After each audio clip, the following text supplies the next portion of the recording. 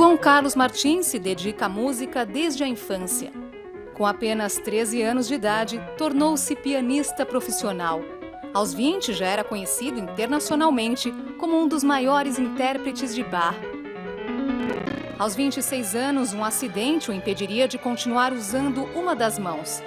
E então vieram as dores decorrentes do esforço repetitivo e a agressão sofrida durante um assalto que afetou ainda mais seus movimentos.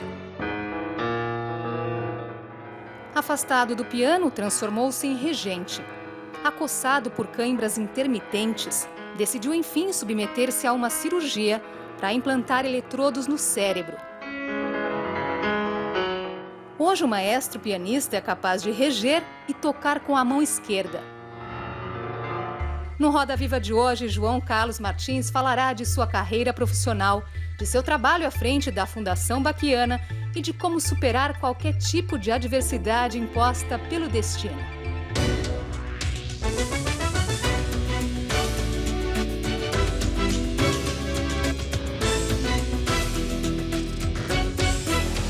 Boa noite. Estamos ao vivo em todo o país pela TV Cultura, pelas emissoras afiliadas, pela Rádio Cultura Brasil, pelo portal UOL e pelo Portal da Cultura no cmais.com.br/jornalismo. Hoje a nossa bancada de entrevistadores é composta por Fabiola Cidral, âncora da Rádio CBN. Luísa Vilamer, repórter especial da revista Brasileiros. José Roberto Guimarães, técnico da Seleção Brasileira de Vôlei. Ele conquistou 3 medalhas de ouro olímpicas, 2 com a Seleção Brasileira Feminina e 1 com a masculina. Júlio Medalha, maestro, arranjador, escritor e apresentador do programa Fim de Tarde, na Rádio Cultura FM. E Túlio Mourão, compositor, pianista e apresentador da Rede Minas.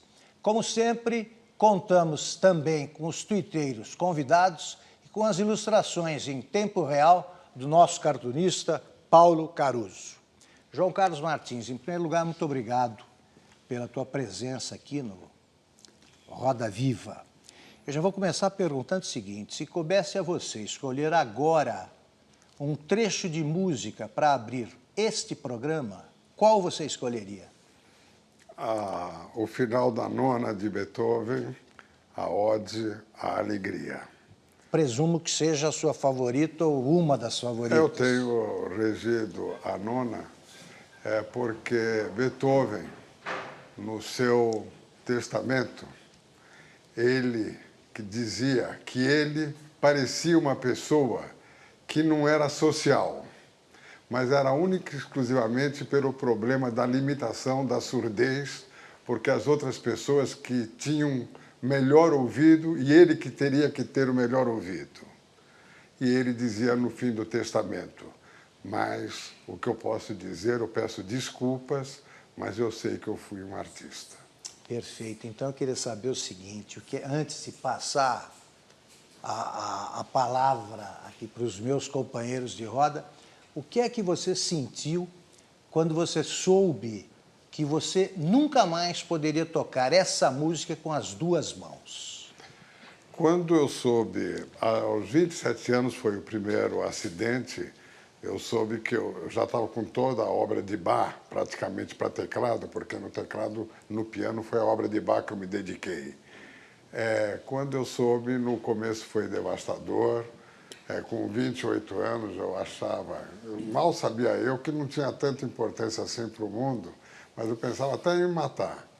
Mas eu depois tive 19 operações e consegui deixar um legado que foi a gravação completa da obra de Johann Sebastian Bach e mais de 3.000 concertos como pianista, apesar de ter tido, contando tudo, cerca de 10 anos de interrupção na minha carreira, que começou aos 13 anos de idade. Palavra aberta. Quem quer começar? Fabiola? Posso começar. E é muito curioso, né? Porque hoje o maestro, ele é pop, né?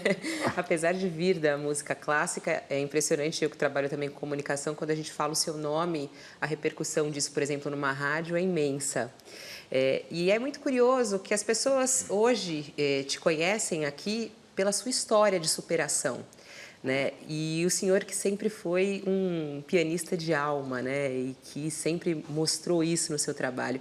Como é que é para o senhor ser reconhecido pelo seu trabalho de superação hoje e nem tanto, de repente, pelo grande público, pela sua música? Muitos, por exemplo, nós participamos recentemente de um evento lá na Sala São Paulo, tinham mais de 1.300 pessoas. Quando o senhor subiu no palco, todo mundo chorou de emoção, foi muito forte. E boa parte daquele público nunca viu um concerto seu, nunca assistiu a um concerto seu. Como é que é ser reconhecido pelo homem da superação e não pelo, de repente, o músico, o maestro, o pianista João Carlos Martins? Eu diria o seguinte, que o meu problema é 1000 vezes menor do que uma pessoa que perdeu a visão, que ficou tetraplégica, que teve problemas muito maiores físicos do que eu tive. Mas talvez pela exposição na mídia, acabei ficando uma pessoa considerada como um exemplo de superação. O que é superação? Superação é a determinação, ou seja, a disciplina de um atleta e a alma de um poeta. É você manter o teu sonho. Eu tenho uma frase que eu digo sempre, você corre, corre, corre atrás dos teus sonhos, quando você menos espera, o sonho corre atrás de mim. Eu tive erros e acertos na minha vida, mas no momento que eu tentei deixar um legado, esse legado é através da procura da excelência musical e da superação. É possível fazer uma ponte, por exemplo? Eu acredito que isso é possível, porque muitas vezes a pessoa se encanta pelo guerreiro de vida, o João Carlos Martins, e vai conhecer o seu trabalho, vai conhecer a sua música. Como é que é essa ponte? Essa ponte, ela é consciente ou não? É consciente. O que eu não quero é que eu use a palavra superação como marketing. Não. A superação é automática. Outro dia, o presidente de um dos maiores institutos de pesquisa no Brasil, eu falei para ele, eu acho que a minha luta, acho que está servindo de exemplo para dezenas de milhares de pessoas. Ele olhou para mim e falou, sou presidente de um dos maiores institutos de pesquisa em nosso país. O teu caso, hoje, milhões de pessoas se inspiram, pessoas que têm adversidades e que acham que não podem enfrentar o dia seguinte. Eu comecei a chorar na hora que ele falou isso para mim. A propósito de Júlio superação Medalha. também, João, que se poderia dizer, seguindo aqui a pergunta dela, é que muitas pessoas se incomodam um pouco com esse teu lado de popstar, não é?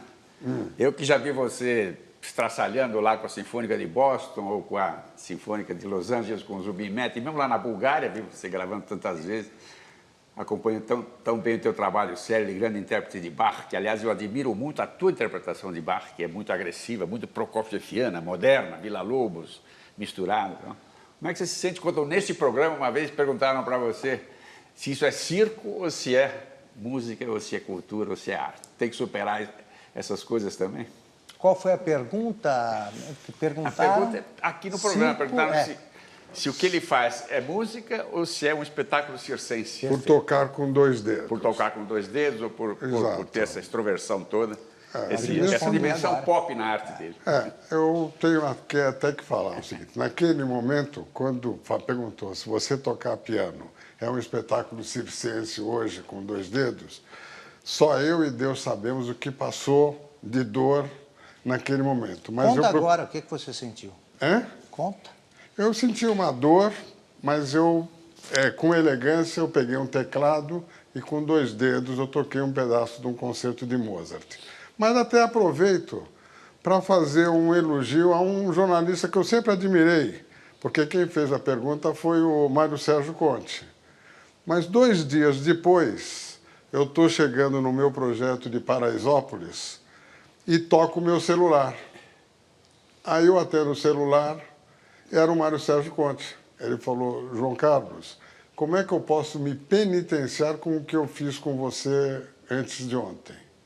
Eu falei, indo ao meu próximo concerto para saber que eu faço música com seriedade. Eu sou um velho chorão e eu falei, sim, esqueça o problema.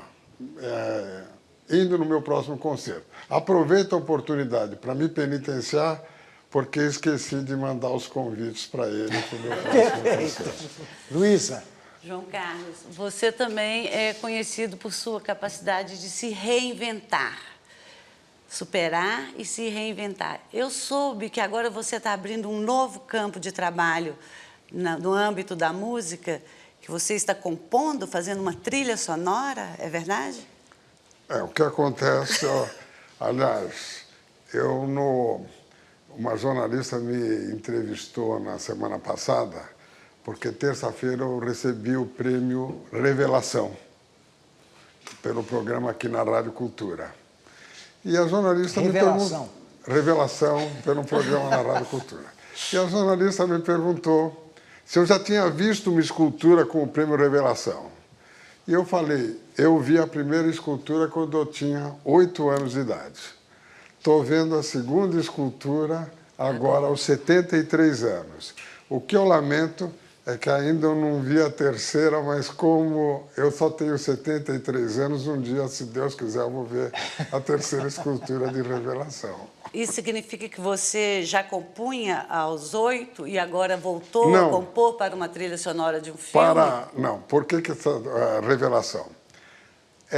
O Fernando Meirelles descobriu um gênio no cinema, um rapaz chamado Stefano, que fez um filme fantástico, com a Sabrina Sato, o Tato Gabus Mendes, o Moacir Franco, a Suzana Freire, o Ratinho, inclusive, trabalha. E o filme é fantástico. E, de repente, pediram para que eu fizesse a trilha. Eu falei, nunca fui compositor, o Júlio é compositor, faz coisas fantásticas. Fez até uma música para mim, para tocar só com polegar, chamado Polegar Atrevido. Exato. E aí eu resolvi, de repente eu vi o filme e eu falei, não, eu vou fazer a trilha e vou querer mostrar para o mundo que Bach não foi somente o maior compositor da história, ele também foi o maior compositor do cinema. E eu me inspirei em Johann Sebastian Bach para essa trilha.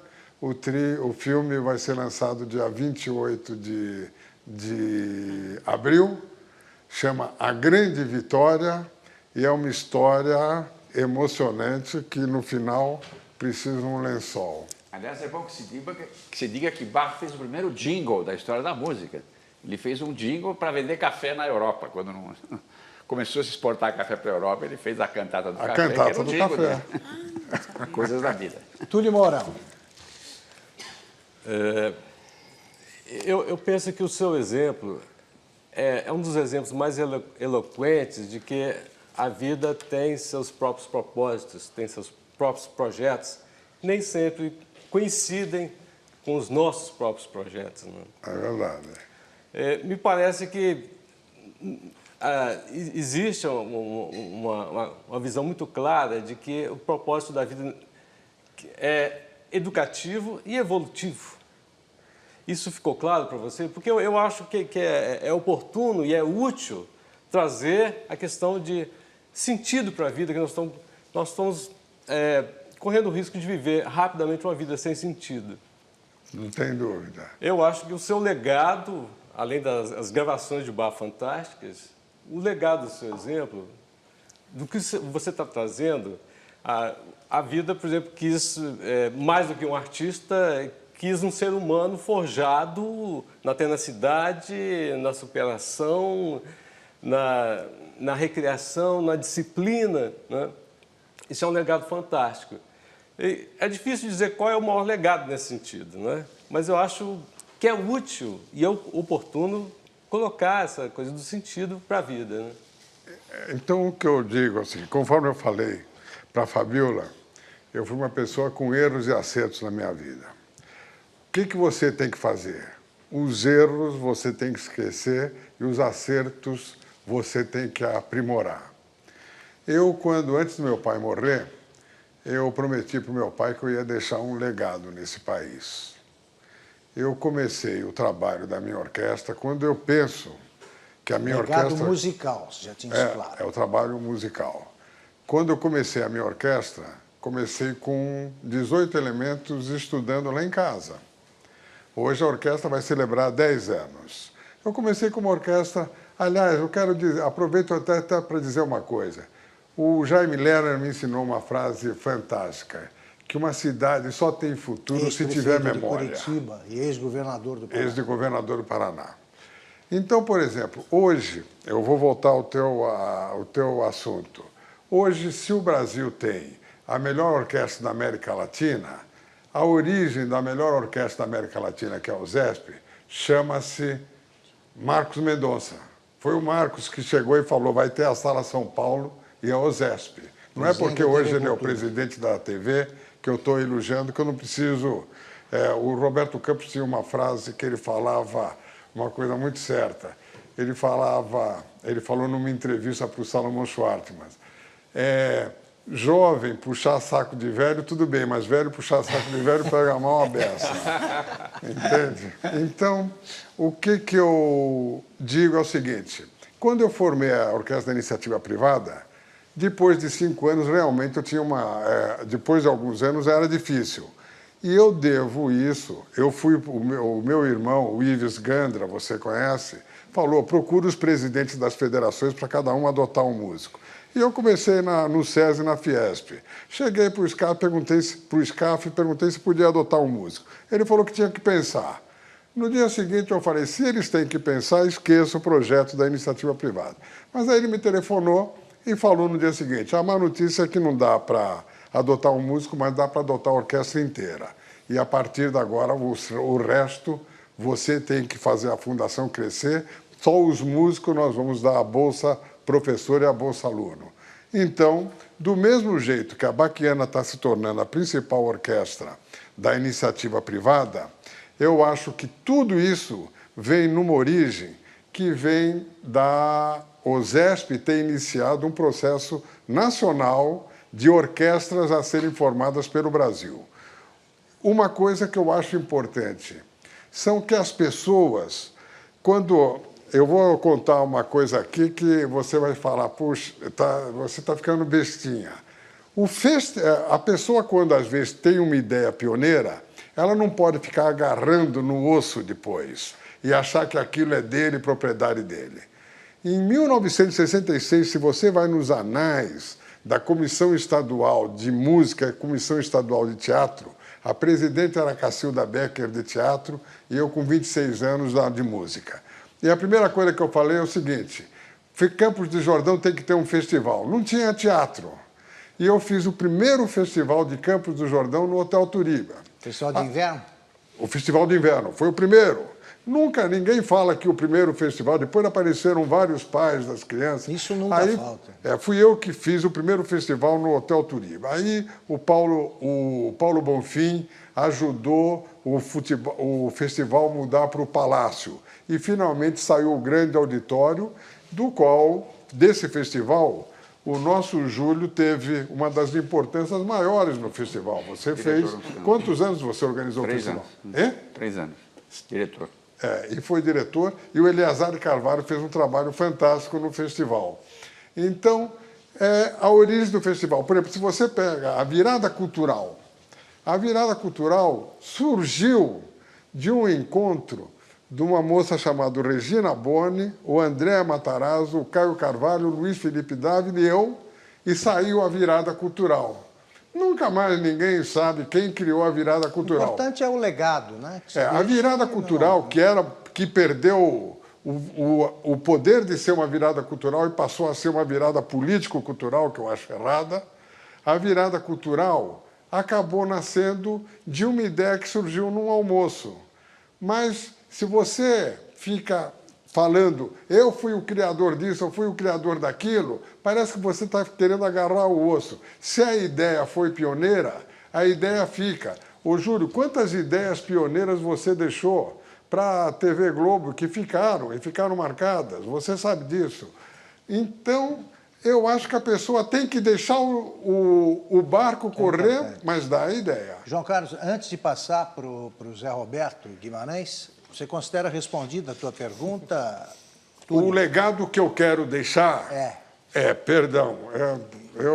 Só completa e aí passamos para o José Roberto. O meu legado hoje está ligado a 6.700 crianças. Só para você ter uma ideia, ontem eu estava na Tapera das Artes, em Aquirás, estava em Pacatuba, São Gonçalo, com as orquestras, com o meu sonho de criar 1.000 orquestras no Brasil, jovens de cordas. Já estamos com 32. O difícil é chegar a 32. De 32 para 1.000, você tem a certeza que vai crescer. E lancei ontem, em Fortaleza, um plano para todas aquelas pessoas que compraram um instrumento e que há 30 anos não usam esse instrumento, doarem esses instrumentos para crianças.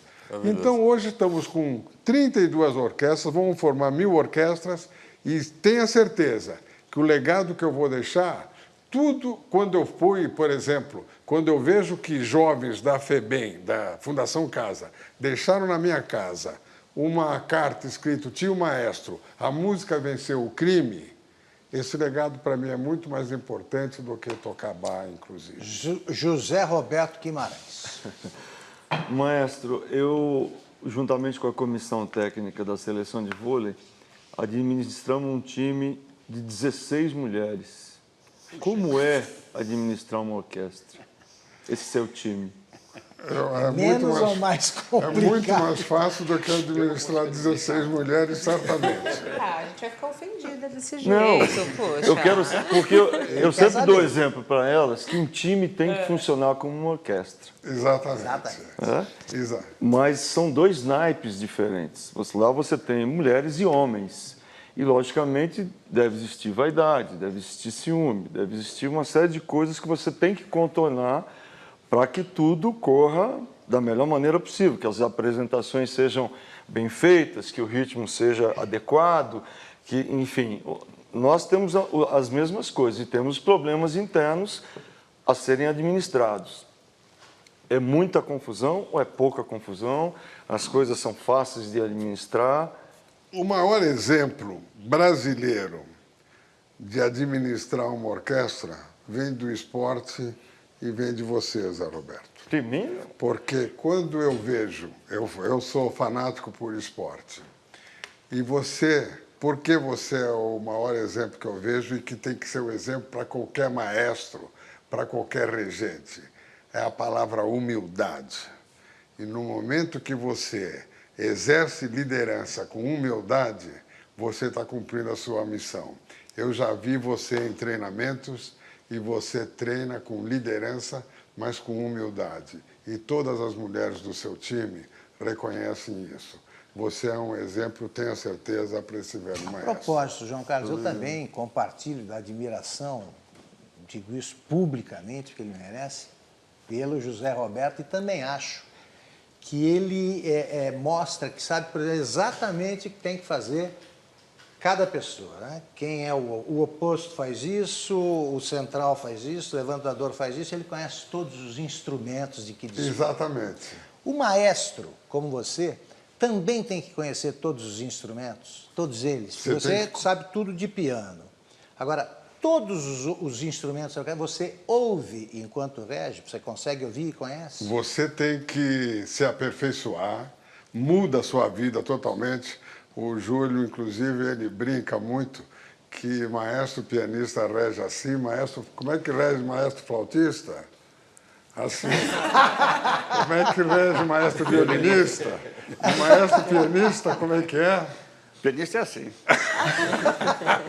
Então, o que acontece? O importante, o que é um concerto? Um concerto é tudo aquilo que foi combinado no ensaio, com exceção das coisas que possam dar erradas durante o concerto. Amanhã, por exemplo, eu estou regendo a Sinfonia Italiana de Mendelssohn e a Quarta de Beethoven no Bourbon, no Teatro Bradesco. Na outra terça, estou na Sala São Paulo. Qual que é a semelhança que existe entre nós dois? Você está regendo. Por exemplo, se o trompista, você percebe que ele teve uma pequena falha, você não pode olhar para ele com um olhar de crítica. Pelo contrário, você desvia o olhar para ele se sentir confortável e não culpado pelo problema. No final do concerto, você pode ter uma conversa. Mas o Zé Roberto pode pedir tempo. Como é que você faz? Você não pode pedir tempo. Como Mas é que sinais você emite? Ao aí? mesmo tempo, a orquestra percebe, no olhar do maestro, percebe que alguma coisa não está bem e tem que ser motivada. Que gesto, então? Faz Qual cara é de o bravo, gesto, né? então? Só Ô, o maestro Júlio, sabe fazer como é que isso. faz? É que existe uma relação psicológica dos músicos com o maestro que não independe de palavra, de gestos. O olhar tem que O olhar ser... é tudo. Perfeito. O olhar é tudo. Quando você está... Antes de começar uma peça, por exemplo, amanhã eu estou começando a Italiana de Mendelssohn. No momento que você vai fazer o primeiro acorde,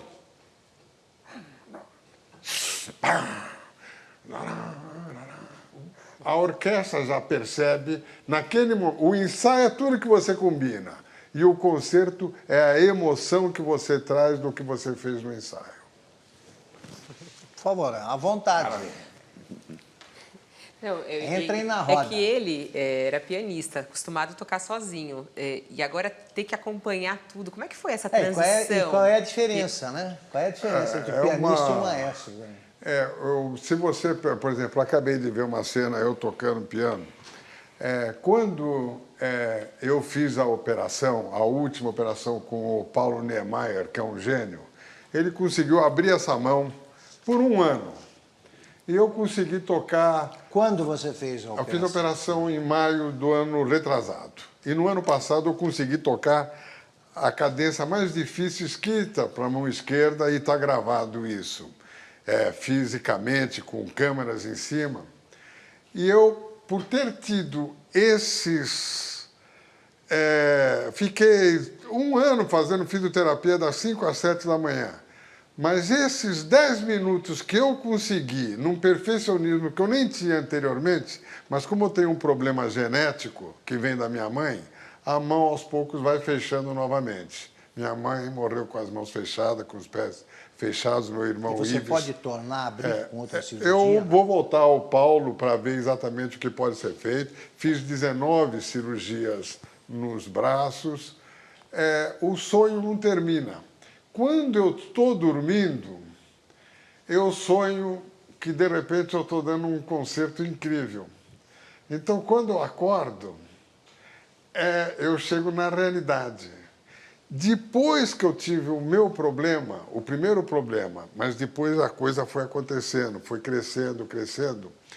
Quando eu percebi que eu não podia mais tocar piano e comecei a minha nova vida como regente, eu tenho certeza que nos primeiros ensaios eu fazia muitos erros, eu falava com os músicos, esse gesto é melhor, esse é melhor, porque foi uma atitude solidária.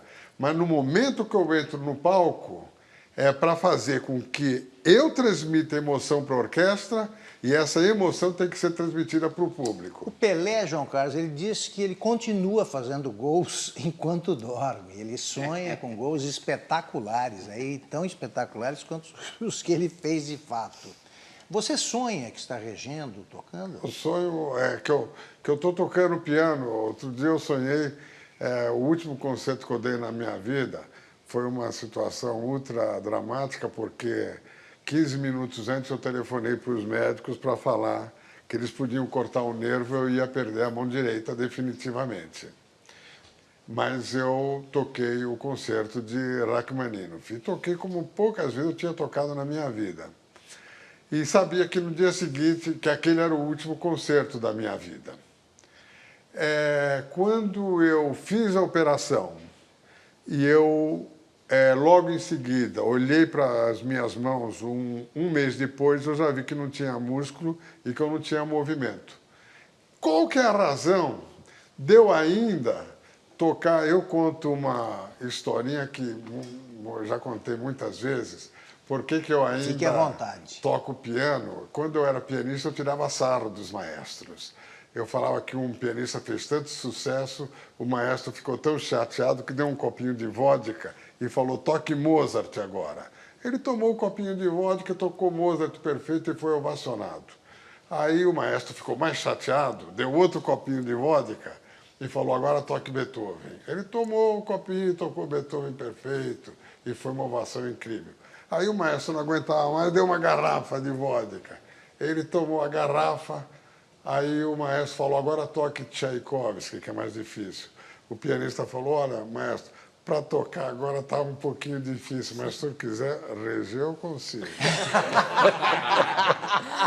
Maestro, mas qual é o último boletim médico? Quais são as expectativas médicas em relação ao seu tratamento? Tem alguma chance?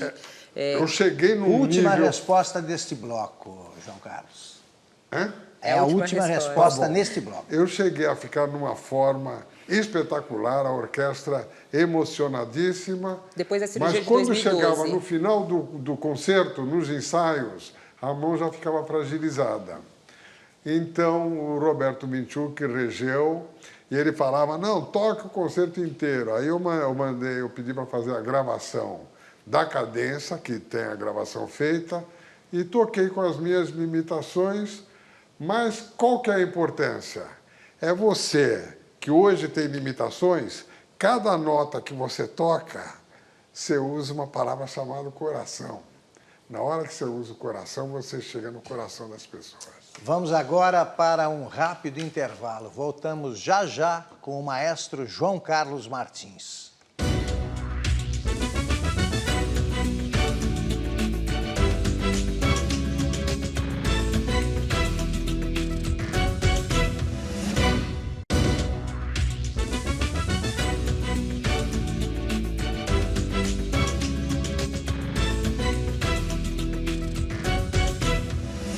Estamos de volta ao vivo com o maestro João Carlos Martins.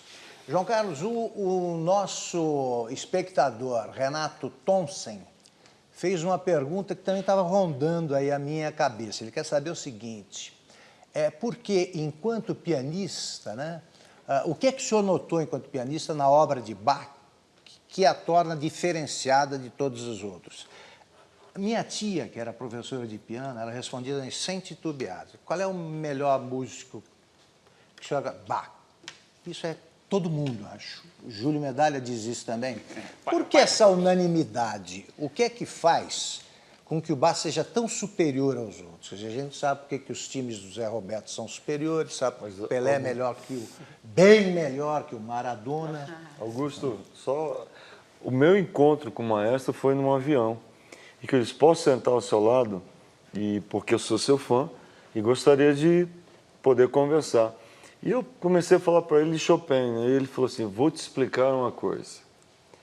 A diferença entre Pelé e Maradona. Pronto. Bach é o Pelé. Aí eu já expliquei. Já está explicado. Agora, o que ele tem que os outros não têm? Eu falo uma frase de Beethoven. Bach, eu não sou especialista em alemão, mas significa riacho, a palavra Bach. E Beethoven escreveu, a palavra Bach deveria significar oceano. Perfeito. Se Beethoven escreveu isso... Beethoven disse que era o quê? Falou que a palavra Bach não deveria significar riacho, deveria significar oceano. Oceano. Exatamente. Então, o que Bach foi? Bach foi aquilo que o Bill Gates nunca vai conseguir fazer. Ele foi o único computador com alma que existiu, porque a cabeça dele era um computador, mas um computador com alma. Então, hoje você abre a página de um jornal, você vê que em cada 15 dias tem um novo computador. Mas abre a outra página e vê que descobriram um dinossauro de 30 milhões de anos, um osso de um dinossauro. Em outras palavras, nós estamos passando por um campo da tecnologia. Me mostraram outro dia num programa de televisão, não sei se você viu, uma menina russa regendo num coral, atrás do coral, mas com uma musicalidade, nem sei se os gestos dela estavam automatizados, mas a gente via a genialidade dela já regendo, com 1 ano de idade, regendo. Não que ela pudesse fazer um ensaio e depois reger. Eu falei o seguinte, que somente 3,5 milhões de pessoas tinham visto isso no YouTube. Deveriam ser 500 milhões de pessoas. Porque hoje, crianças de 2, 3 anos ganham uma facilidade para digitar jogos de guerra, jogos de internet, em vez de cultivarem um pouco as artes. Então, essa menininha já foi vista por 3,5 milhões de pessoas com gestos fantásticos na regência. Não que ela seja uma regente, mas é aquela pessoa que teve o tal dom de Deus. Eu sempre digo que é 98% de transpiração e 2% de inspiração, que é o tal dom de Deus. O interesse pela música tem caído no Brasil? Eu acho que não. Ou o número de praticantes, né? Não é interesse? Hoje, se você pensar numa coisa, a nossa Baquiana correu... Faz um apanhado. Como é que está a situação da Baquiana e todos os projetos de ensino? Faz um levantamento para a gente saber. Só para você ter uma é. ideia. Nós começamos com a Baquiana realizando concertos no interior para 300, 400 pessoas. Hoje, se a gente vai dar um concerto numa cidade, é para 10 mil pessoas. Qualquer cidade. Qualquer cidade. Por O exemplo, tira agora é em Ubatuba, foram 12 mil pessoas. Por isso que eu troquei a palavra, não é interesse. 10 mil pessoas. É número de praticantes. Todos os concertos hoje, na pior das hipóteses, são em ginásios. Mas por quê? O que é democratizar a música clássica? Eu sempre tenho dito que para a terceira idade, para aquelas pessoas que hoje não têm possibilidade de terem um lazer, o André Rieu fez uma coisa fantástica para a terceira idade, mas não para a música clássica. Quem assiste André Rieu não volta para assistir uma sinfonia de Brahms.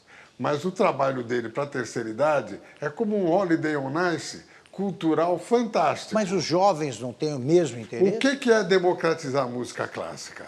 Democratizar a música clássica é, por exemplo, eu fiz concerto com o Tiago Abravanel, com o Chitãozinho Chororó, fiz com o Caetano Veloso, o Milton Nascimento, mas quando eu faço um concerto assim, são 3% só dos concertos que eu realizo. 97%, mas nesses concertos, primeiro tem que entrar uma sinfonia de Beethoven, depois eles têm que cantar uma música clássica e depois eu faço 5 sucessos dele com arranjos clássicos. Só 3% dos nossos concertos. Democratizar a música clássica é você chegar numa cidade, como outro dia eu estava numa cidade chamada Cajamar. Estava em Cajamar, lotado, mas primeiro foi a sinfonia da despedida, surpresa de Haydn, depois a quinta de Beethoven. No final do concerto, quando acaba o concerto de bis, eu falo uma homenagem de São Paulo a Cajamar, eu faço o trem das 11. Todas as pessoas de nariz empinado da música clássica falam que coisa. Só que Daniel Barenboim faz o tico-tico no fubá de bis com a Berlim Filarmônica. Com a Filarmônica de Berlim. O Zubin Mehta, a mesma coisa. O Dudamel, a mesma coisa. Agora, se você faz aqui no Brasil, falam, não, isso daqui é contrário. Por exemplo, devo fazer um projeto com o Fagner para o ano que vem. Estou até com artistas que você pensa que não são ligados à música clássica. Mas quando você chega para um público de crianças de 6 a 10 anos de idade e você faz um concerto, eu tenho isso gravado pela televisão. Nesse dia até ia entrar um artista popular depois. Eu cheguei para aquelas crianças de 6 a 10 anos de idade. Aí eu peguei e falei, eu vou cantar o primeiro compasso de uma música escrita há muito tempo atrás, e vocês vão cantar o segundo. Eu sou desafinado. Eu fiz pam, pá, pam, pá, pá, pá, pá, pá, pá. Todas as crianças tá, pá, pá, pá, pá, pá, pá, pá, pá. Eu falei, isso foi escrito há 250 anos atrás. Essa é a força da música clássica. Então, e os compositores clássicos foram muito populares também na sua época. Então, outro dia eu estava conversando com o Fábio Júnior, estava falando da importância da música clássica. Então, a música clássica, Bach, por exemplo, é a origem de tudo e a profecia de tudo. Então, no Lincoln Center, em Nova York, eu fiz um concerto com o Dave Brubeck, um dos maiores jazzistas da história, que morreu logo em seguida. E ele tocou um concerto que ele fez em homenagem a Bach. Ele fez um concerto que ele compôs em homenagem a Bach. Quando você mescla um pouco, você está ajudando a democratizar. Mas não adianta só democratizar.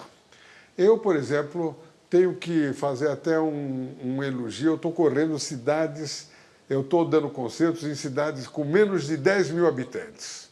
Por exemplo, em Pompeia tem 18 mil habitantes, 10 mil estavam no concerto. Inclua Taquaritinga no seu perto roteiro. da minha cidade, do lado é Quintana, Tá maestro. aí, e a minha é Taquaritinga. O senhor Taquaritinga, eu vou para Taquaritinga. Eu vou para Taquaritinga em junho. Ótimo. Fiz numa cidade, Estrela do Sul, com menos de 10 mil habitantes, 8 mil estavam presentes no concerto.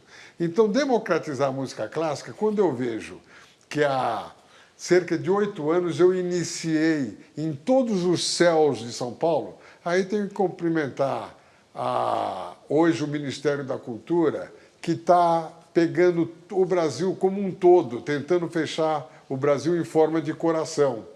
Porque Villa-Lobos dizia o seguinte: não é um público inculto que vai julgar as artes, são as artes que mostram a cultura de um povo. E ele queria fechar o Brasil em forma de coração. Só que não tinha nem internet, nem TV.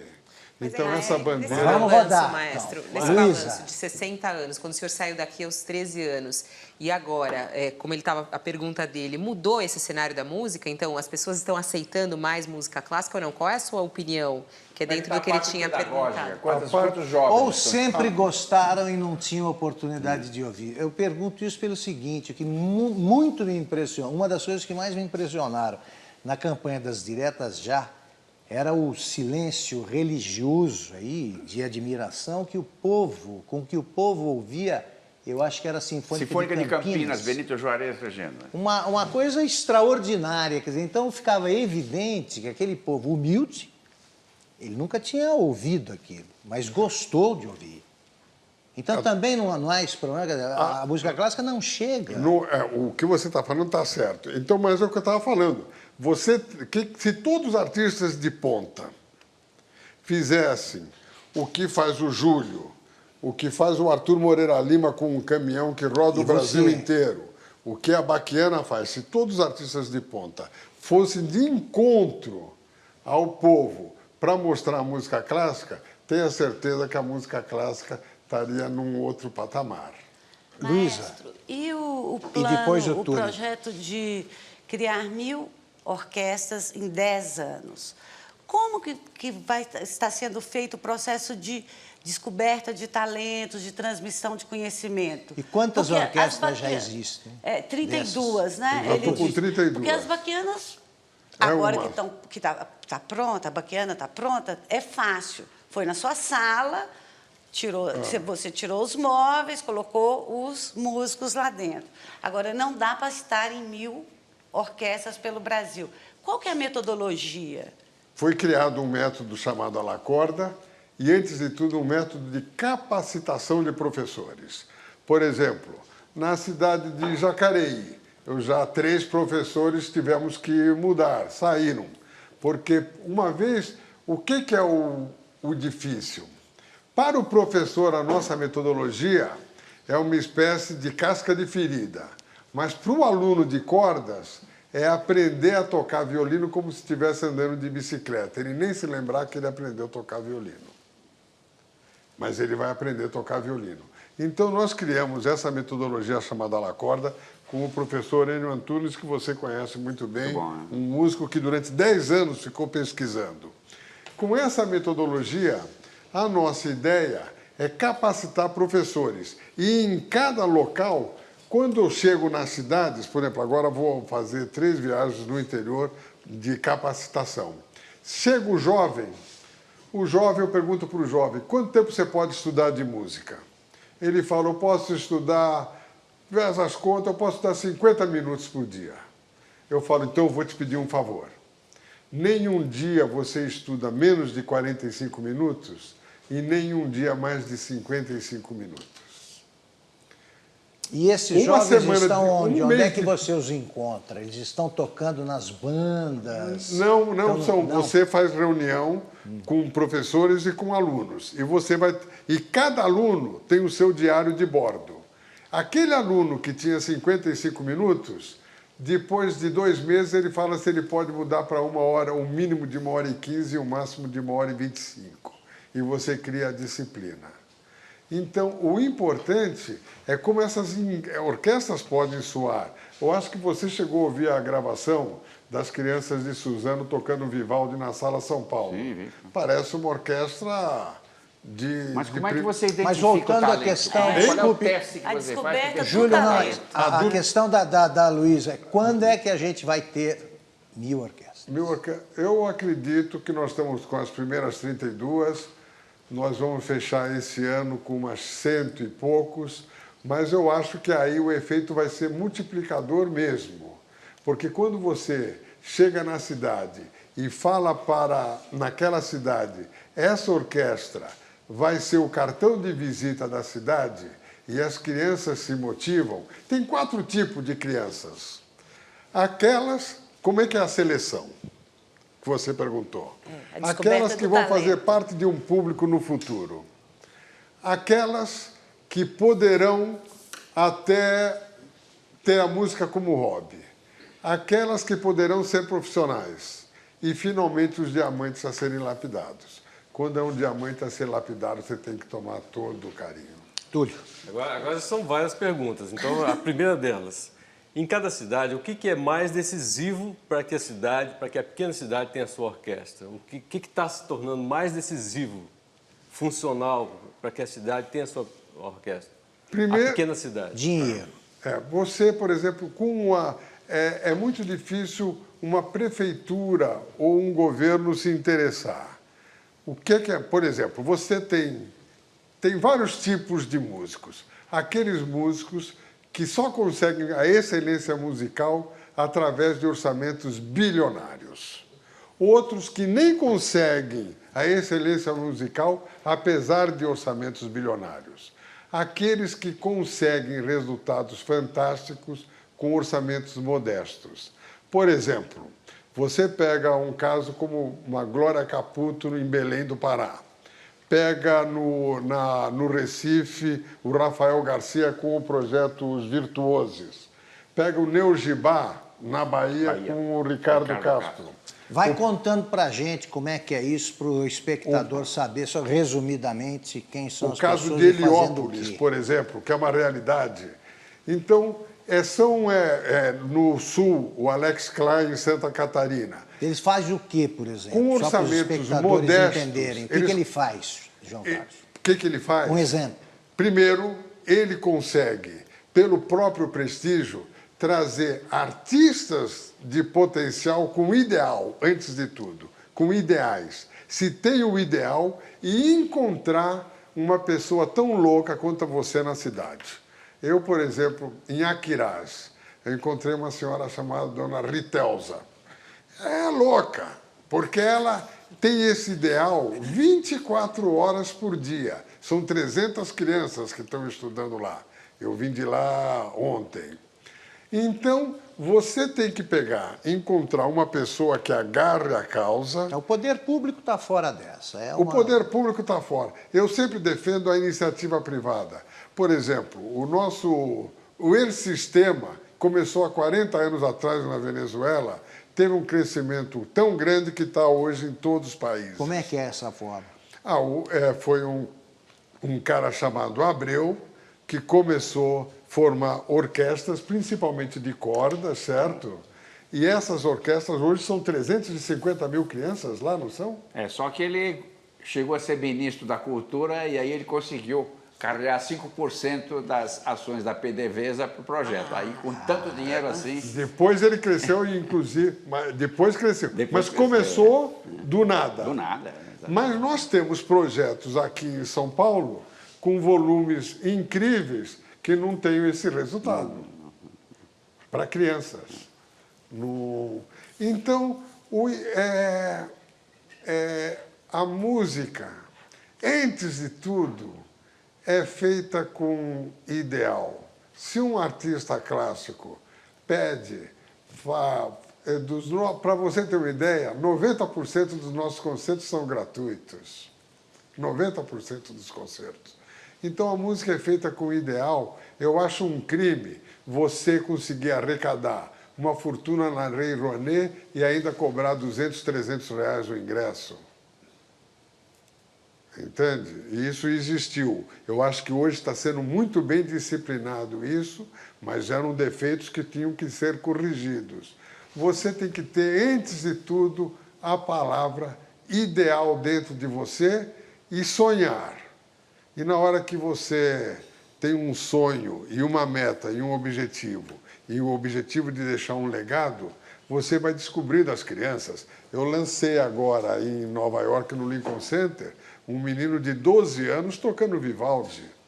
Um cantor da cidade, que você, aliás, adorou. Da cidade, você ouviu? Ouvi. De Barrinha. Você também ouviu, o Zé Roberto? De Barrinha, que foi criado por um boia fria e uma faxineira. Ele cantou trechos da Paixão segundo São Mateus no Metropolitan Museum comigo agora em Nova York, deixou a crítica e o público louco. Zé Roberto, você encerra o bloco. Alguma pergunta? Mas o que te move? O que te leva para frente? Você tem alguns baixos de vez em quando? Tem alguns momentos que você vê tanta coisa difícil, tanta dificuldade, e que você dá uma paradinha para pensar, ou essa máquina funciona com essa volúpia, com essa garra, com essa determinação o tempo inteiro?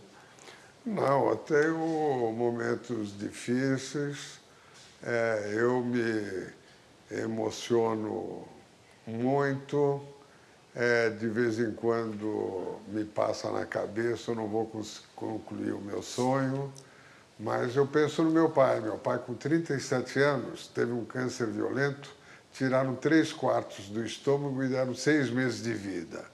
E ele falou, naquela época, ele falou, é porque vocês não me conhecem. E morreu aos 102 anos de acidente. Vamos para outro rápido intervalo e voltamos logo com o maestro João Carlos Martins.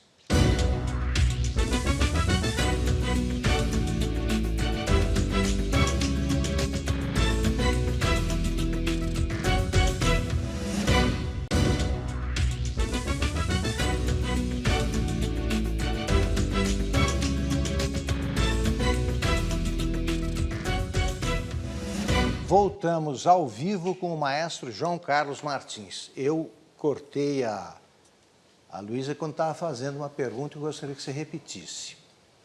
Eu estava perguntando sobre o garoto de 12 anos do Lincoln Center, mas aproveitando, vamos para um garoto de 20 anos, o pianista João Carlos Martins, com 20 anos.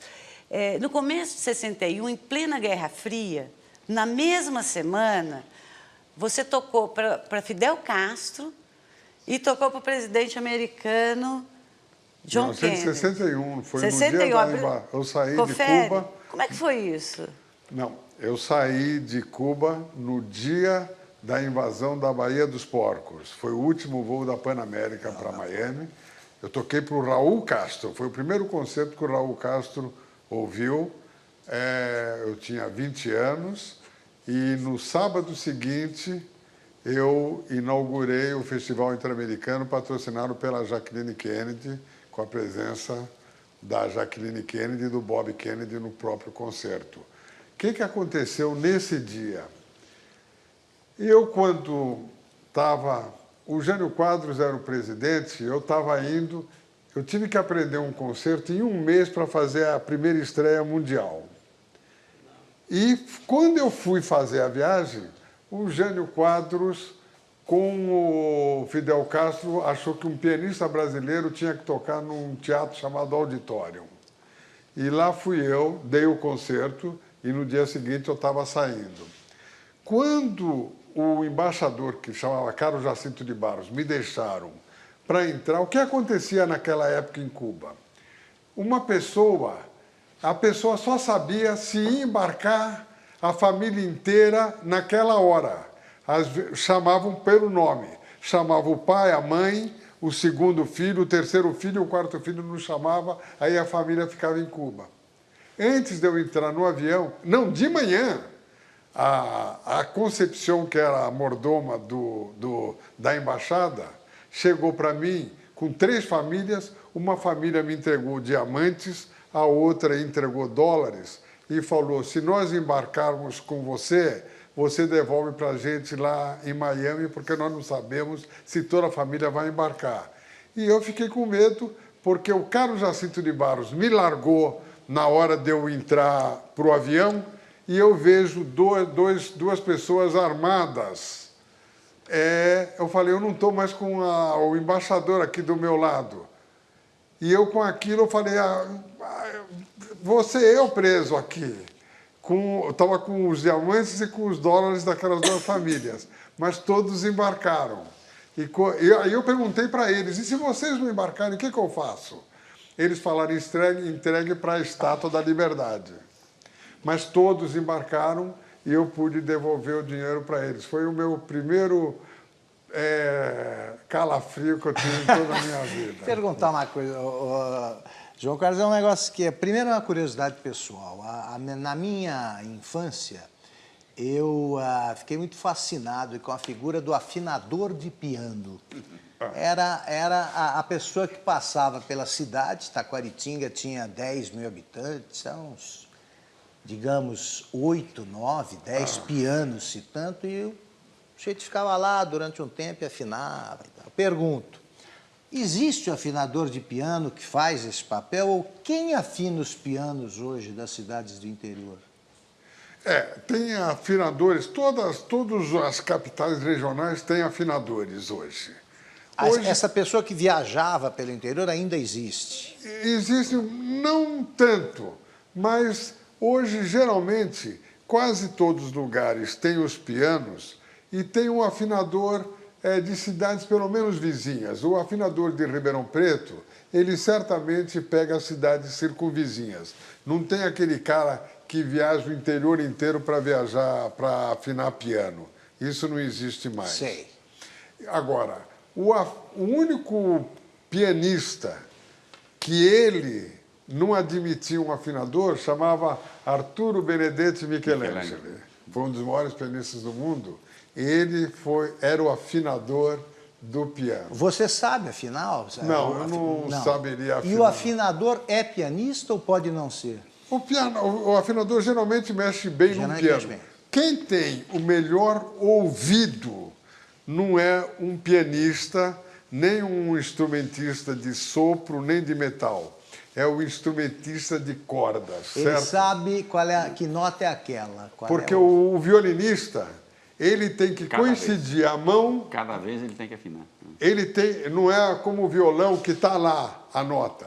O violinista, se ele vai 1 milímetro para cima ou 1 milímetro para baixo, ele condenou aquela nota.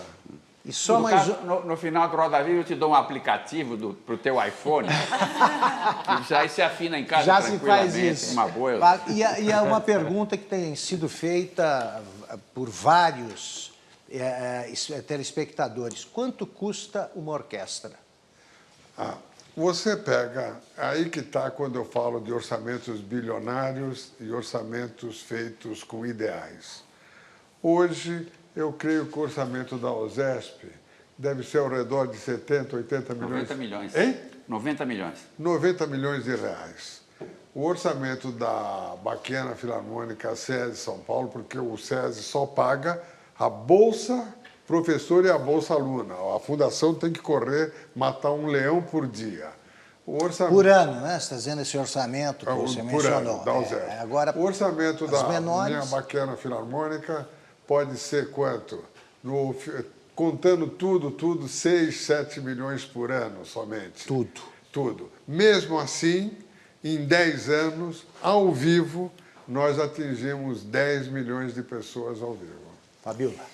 Maestros, as pesquisas científicas pelo mundo cada vez mais vêm mostrando que a música faz muito bem para a saúde, tanto física quanto mental, né? E eu acho que na sua história, o senhor é prova disso, né? A música venceu. Eu queria saber a repercussão disso no seu corpo e na sua mente. Por exemplo, quando o senhor está tocando no piano, quando está regendo, O que acontece com o seu corpo? O que acontece com a sua mente? É possível descrever isso pra gente? Em primeiro lugar, acaba o intervalo. Se você pegar a minha camisa, você pode torcer. Isso sim, a gente percebe. Agora, eu queria saber a repercussão no seu corpo. O que está dentro do corpo. Isso vai acabando fazendo parte de uma atmosfera que você vai criando no seu dia a dia.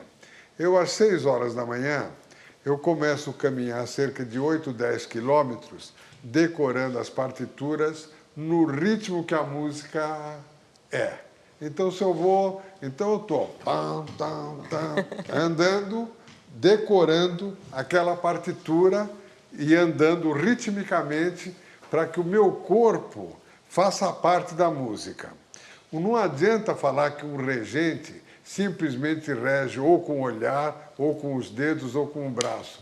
É do corpo, dos pés à cabeça, certo? Então já começa aí a atividade física. A música tem que estar dentro do coração e do cérebro. E manualmente tem que ter o resultado musical manualmente. Quando você me pergunta o que acontece dentro do corpo, você, por exemplo, tem sensações estranhas. Se alguma coisa não sai bem, você pode ter, naquele segundo, uma sensação de pânico. Pode acontecer uma sensação de pânico durante um concerto, por questão de uma fração de segundo, que parece que demora 2 horas, essa fração de segundo. Isso pode acontecer fisicamente no corpo humano de um regente ou de um pianista. Mas você tem essa percepção de que a música faz bem para a sua saúde? Faz bem, não só faz bem para a saúde, faz bem para o corpo, como, por exemplo, foi provado na Áustria que uma vaca que ouve Mozart dá muito mais leite do que uma vaca que não ouve Mozart, não é? Não é só a vaca austríaca, não. Tem uma vaca aqui no interior de São Paulo que também fez essa experiência aqui. Sobre essa questão da música. Por exemplo, o nosso tipo de vida hoje, que é sempre voltado para fora, atendendo interatividade, atendendo telefone, teclando alguma coisa, fazendo algum tipo de escolha, essa interatividade, o aspecto mal dela é que nos exila do nosso interior. A gente não tem a oportunidade de contatar nossas categorias internas, subjetivas, emocionais, afetivas, espirituais e críticas, não é? A música tem o poder de contatar esses níveis. E, inclusive, a dimensão poética e a dimensão crítica. Sem a dimensão crítica, a gente corre o risco não, estamos avançadamente em processo de criar uma cidadania perigosamente, medíocremente subserviente ao modelo econômico e político. Pergunta, Túlio. Então, você concorda com isso? Existe esse... Eu acho que a música é que nos salva, assim. Ela ajuda a defender essa dimensão poética que é o que nos salva. E a música tem uma frase fantástica. A música explica que Deus existe. Só um minuto. Você concorda que esses compositores, Bach, por exemplo, e Beethoven, deram para a humanidade as maiores contribuições que uma só pessoa pode dar? Não tenho a mínima dúvida. Correndo o risco de ser polêmico, eu acho que posso viver sem a teoria da relatividade. Não posso viver sem os concertos de Brandenburgo. Maravilha. Aliás, eu regi os concertos brandenburgueses agora em Nova York. E você, quando pega... Por exemplo, se você assiste um filme e tem uma cena de amor e tem o beijo final dos 2 protagonistas, mas não tem a música, o beijo perde 90% do valor. Luísa, Certamente. quer encerrar? Eu queria fazer uma pergunta agora mais musical, João, sobre se você já refletiu, como regente, como maestro que você tem sido nos últimos tempos, independente desse lado agressivo de ensino e de provocação cultural que você faz muito bem, você já refletiu um tipo de interpretação para para as tuas execuções, para a tua música. O teu piano, por exemplo, o teu bar, não tinha nada a ver com o bar do Glenn Gould, por exemplo, que era um bar puritano. Etc. Você fez um bar mais agressivo, mais para o futuro, né? Um bar mais quase que prokofieviano. Né? A tua interpretação sinfônica, tem algum? Você já refletiu sobre as características dela? Ela pode ser também ter as características semelhantes da relação que você tinha da música de Bach com o passado e com o futuro? Boa pergunta. Eu sempre digo que eu procurei fazer de cada música uma tecla do piano. Então, hoje, nos ensaios, isso eu devo muito a você no começo da minha vida de regente, mas no ensaio, hoje, eu pego primeiro, compasso por compasso, eu vou definindo o balanço e as dinâmicas compasso por compasso. Depois eu peço para a orquestra fazer ensaios de naipe, porque ensaios de naipe é da maior importância quando os próprios violinistas, entre eles ensaiam, para facilitar a vida do maestro.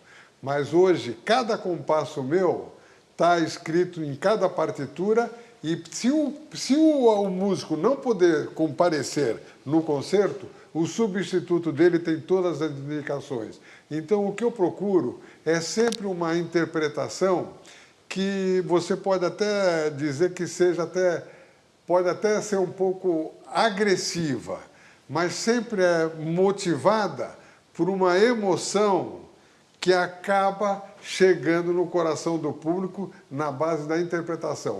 Hoje, eu procuro, cada compasso, colocar a minha marca e o meu selo. Bom, então vamos agora para um rápido intervalo e voltamos já para o último bloco da entrevista com o maestro João Carlos Martins. A jornalista Luísa Vilané vai abrir o próximo bloco e o Zé Roberto vai continuar, porque eles não puderam falar nesse. Até já.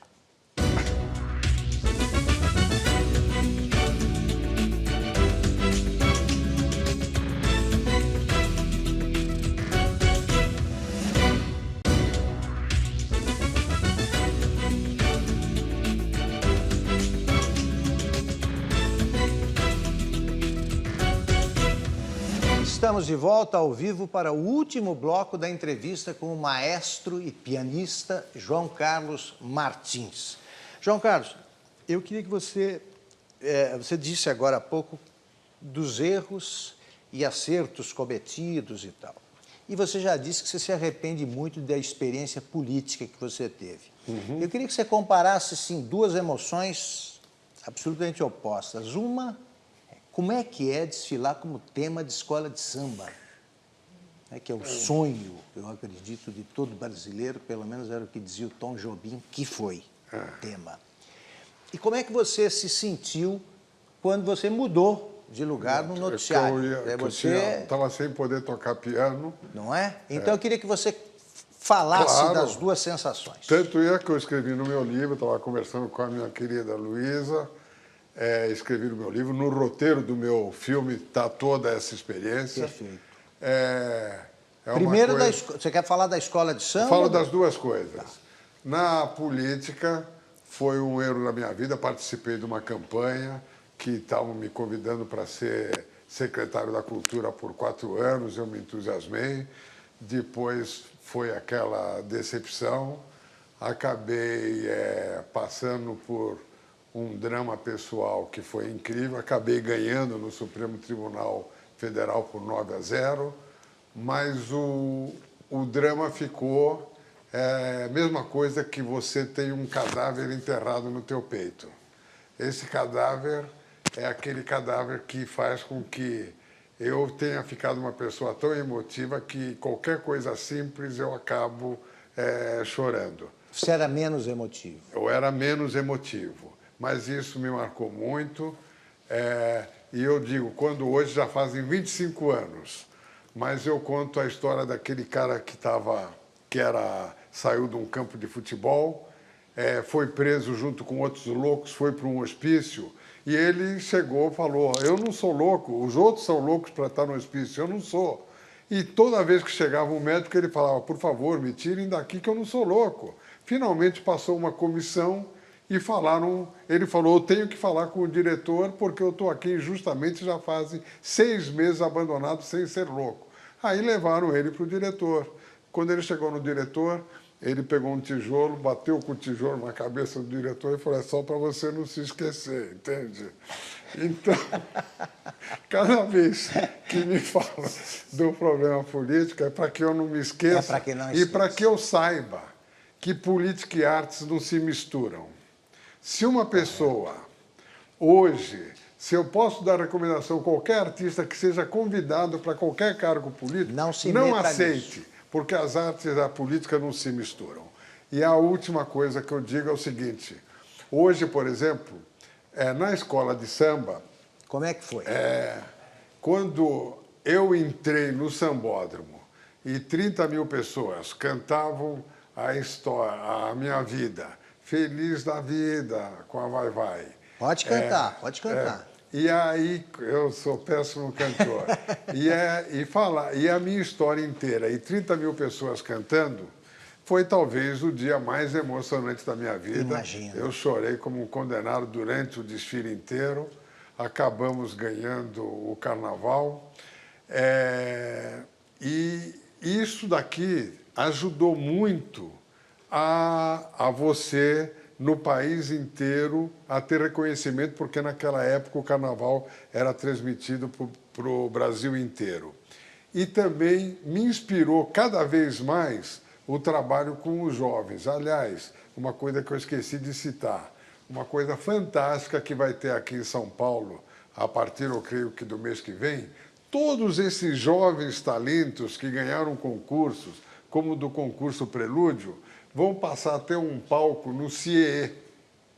Então, todos os jovens brasileiros que ganharem um concurso, ou no Amazonas, ou em Belém do Pará, esses jovens poderão ter uma tribuna para mostrar o seu talento.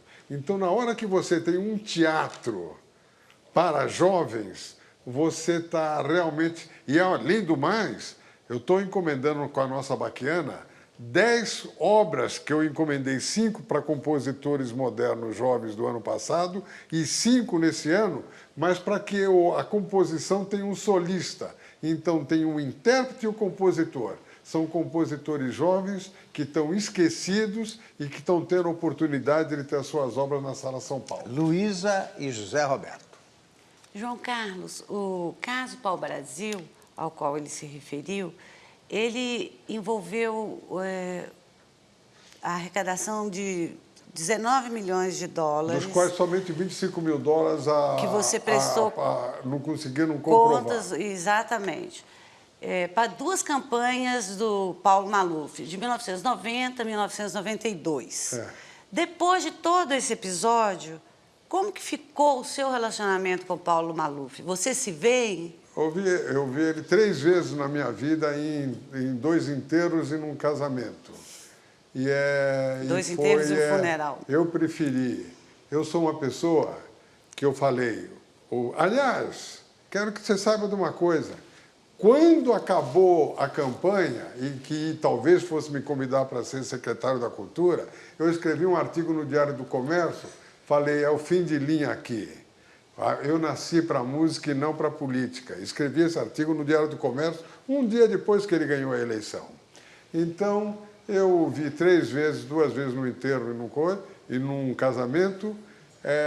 Realmente, eu dou graças a Deus por causa disso, ter sabido que a minha função era receber um dom de Deus, era na música que eu tinha que continuar e, graças a Deus, nunca mais, na minha vida, até eu morrer, eu vou me envolver. José Roberto.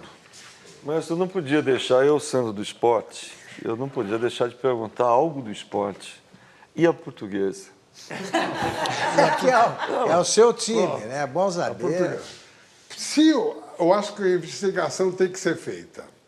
Se comprovar que houve suborno, tem que se fazer como se fez na Itália. Não sei se teve suborno, pelo contrário. Há 2 anos atrás, torci para o Fluminense ganhar o campeonato. Houve suborno brasileiro. na Itália, sim. Na Itália, quando houve suborno, o Juventus foi para a 3ª divisão. Se teve suborno... E mais, nesse campeonato, Na hora do vamos ver, eu saía de casa, ia fazer palestra para os jogadores, foi quando eles ganharam de 4-0 do Corinthians, e no último dia do jogo, eles entraram com uma faixa enorme no gramado, escrito: Maestro, a sua história foi a nossa inspiração. Então eu me dediquei nesse campeonato como um louco para que a Portuguesa se mantivesse na Série A. Nós testemunhamos Se houve isso. suborno, a Portuguesa tem que ir para a Série C. E quem subornou, não sei qual time que possa ter subornado, tem que ter a mesma coisa, tem que ir para a Série C.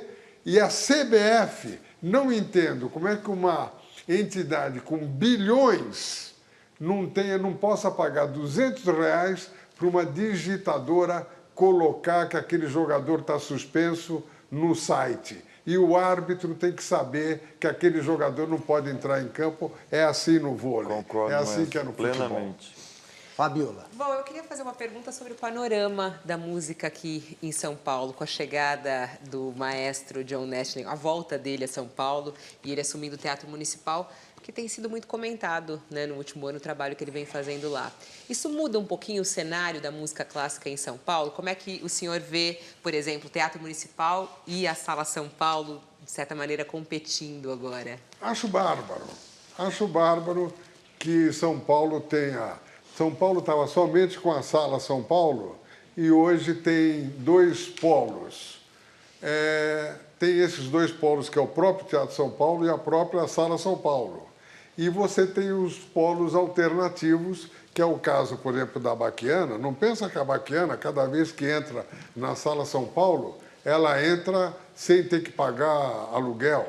Paga aluguel caro e, geralmente, as datas que nós recebemos coincide com Parada Gay, com Virada Cultural, com Yom Kippur, mas sempre temos a sala lotada. E já tem o Teatro Municipal de portas abertas? Não, como é que é esse contato? Eles estão abertos a outras orquestras? A Sala São Paulo a gente aluga. A Não, gente no o final Teatro Municipal.